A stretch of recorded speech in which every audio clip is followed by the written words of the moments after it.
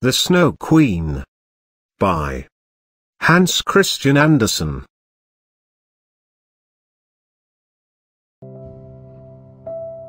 Once there was an evil wizard, who made a mirror with his dark magic.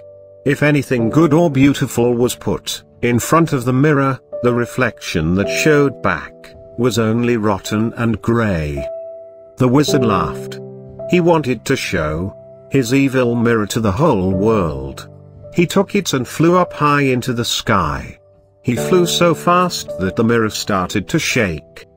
He could no longer hold on to it, and the mirror dropped. It smashed into many tiny sharp bits of glass on the ground. The wind blew the glass all over the place. From then on, if one bit of that evil glass blew into anyone's eye, that person would see only the bad and dark in people, no more the good. So it was in that land. Years later, a boy named Kai and a girl named Gerda were friends.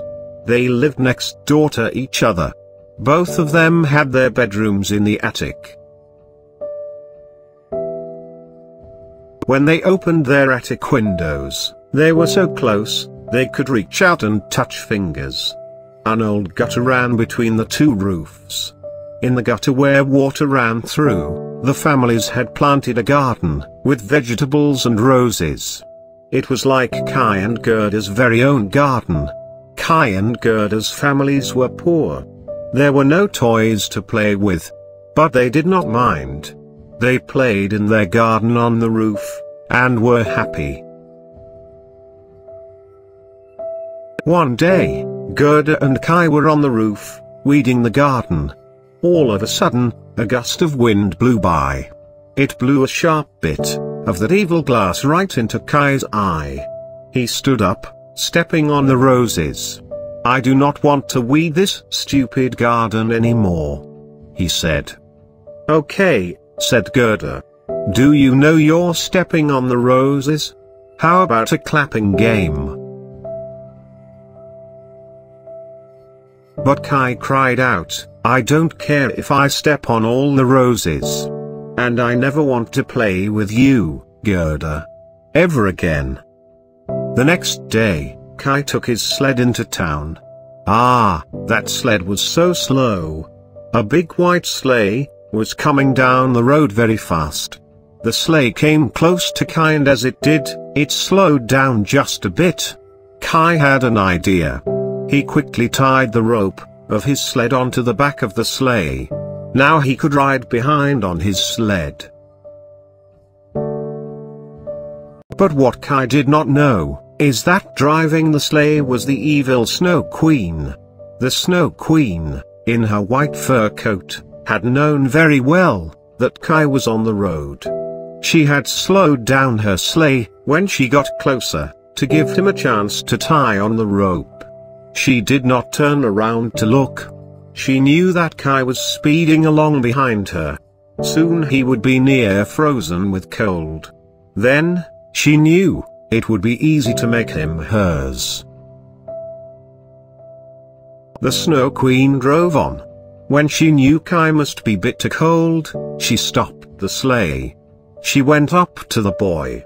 "You want to ride behind my big sleigh?" said the Snow Queen.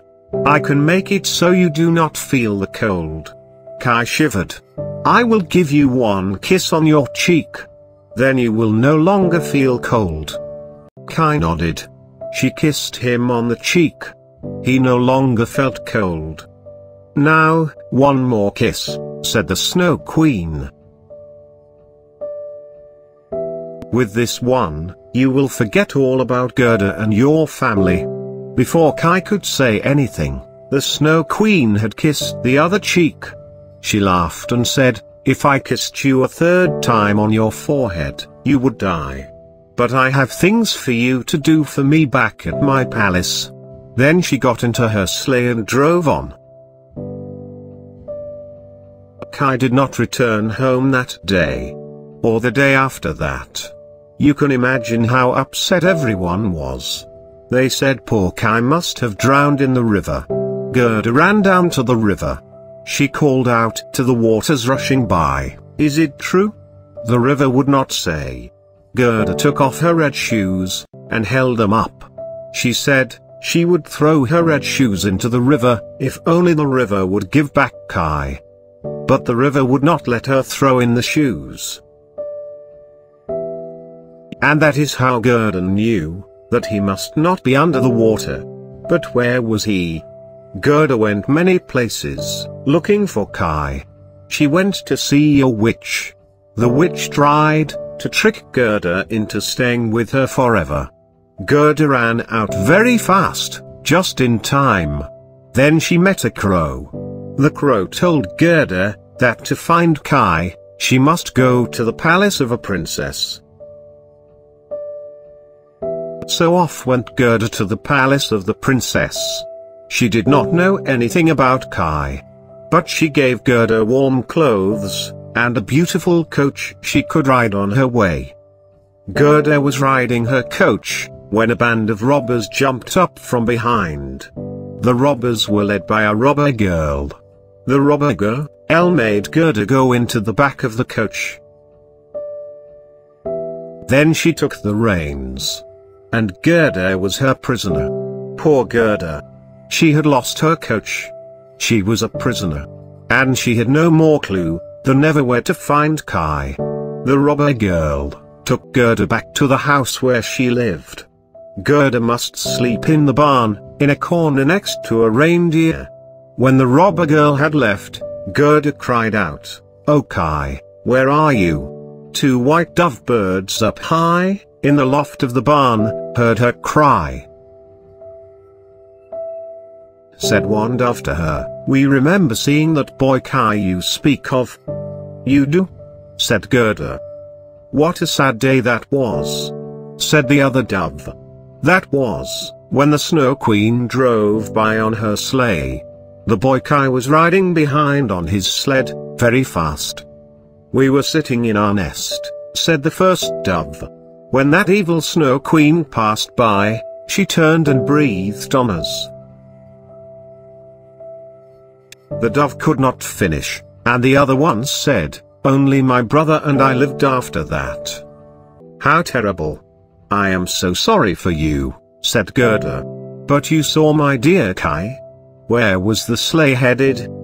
"Most likely, the Snow Queen was going to her palace in Lapland," said the first dove. "That's where there is snow and ice all year long." "How will I ever find this place, Lapland?" said Gerda. Then the reindeer, who was roped to a post, spoke up. "I know all about Lapland," said the reindeer. "It is where I was born. Please, could you take me there?" said Gerda. "Yes, I could, if only you and I were free of this place. But who knows how long we must stay here?" The robber girl was just outside the barn door all this time. She was not really so mean after all. She went into the barn, and cut the ropes that bound the reindeer. She helped Gerda mount the reindeer and gave her a cushion to sit on. She even gave Gerda a pair of fur boots, 2 loaves of bread and a piece of bacon, too. "Be off now," said the robber girl. "Find your friend." Off like the wind flew Gerda and the reindeer. They rode and rode until it got dark. Then they needed to find a place to stay for the night. They knocked on the door of a hut. An old woman opened the door and welcomed them in. Gerda and the reindeer told her about their search to find Kai. The old woman said, "You still have a long way to go to get to Lapland. The Snow Queen's palace is 100 miles away." "How will we find it?" said Gerda. "The windows of her palace burn with a blue light that can be seen for miles around," said she. "You can't miss it." "But when you get there, do not go right up to the palace. First, look for a cabin nearby with a red door. inside that cabin lives a Lapland woman I know." The old woman picked up a piece of dried fish, and wrote some words on it. "Give her this fish," said the old woman, "and she will help you." The next day, the reindeer and Gerda rode as fast as they could. They flew like the wind for 3 days. On the 3rd day, they saw blue lights from afar. When they got closer, they saw it was a large, dark palace. Nearby, just as the old woman had said, was a cabin with a red door. Very cold they were by then, and hungry too. And glad when a Lapland woman opened the door, and let them warm themselves by her fire. Gerda told her, that they had coming looking her dear friend Kai. And that Kai was last seen with the Snow Queen. She handed the fish to the Lapland woman. She read the words on the fish 3 times. Then she put it in the pot on the fire, for soup, as she never wanted to waste anything. "Did it tell you anything at all?" cried out Gerda. The reindeer said, "Something to give Gerda the power of 10 men? "The power of 10 men," said the Lapland woman, in a huff. "That would be of very little use. There is nothing anyone can do for this girl that she cannot do for herself." She turned to Gerda. "Your friend Kai got some bad glass in his eye. That is why the Snow Queen took him. By now, she has probably kissed him twice. That gives her full power over him. Surely something can be done," cried Gerda. "Maybe," said the Lapland woman. She turned to the reindeer. "Take Gerda to the Snow Queen's palace. You will see a bush, with red berries half covered in snow. Put her down at the bush, and wait for her there while she goes to find Kai. And Gerda," said she, turning to the girl, "there is something you must know. When you find Kai, he will not want to leave. He is in her power. He thinks that her palace is the very best place in the world. He has forgotten all about you." "What will I do?" Gerda cried out. "Look at what you have already done," said the Lapland woman.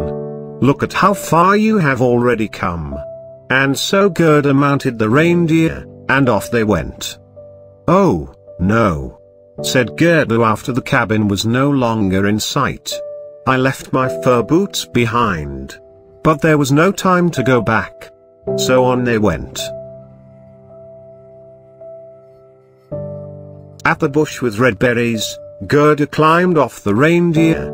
There she was, with no boots and her feet bare, in the cold snow. But the Snow Queen's palace was right ahead of her, its blue lights burning in the windows. So Gerda walked on. As she went, she called and called for Kai. At last, there he was. He was sitting on top of a frozen lake, down on his knees. A throne sat on the lake, and it was empty.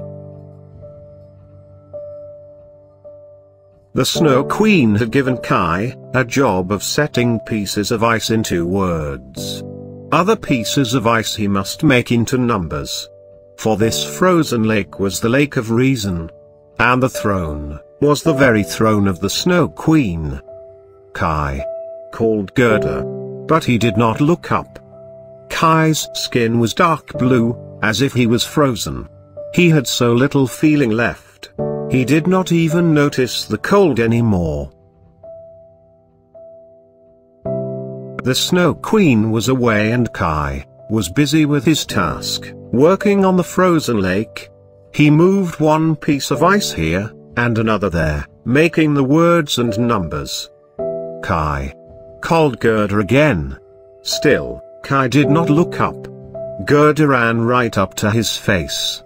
"Kai! Kai!" At last, Kai looked up. But he looked right past her, with his deep dark eyes, and did not see her at all. Gerda burst into tears. cold and cutting was the wind on that lake. As Gerda cried, "Kai, where are you?" one of her tears blew right onto Kai's face.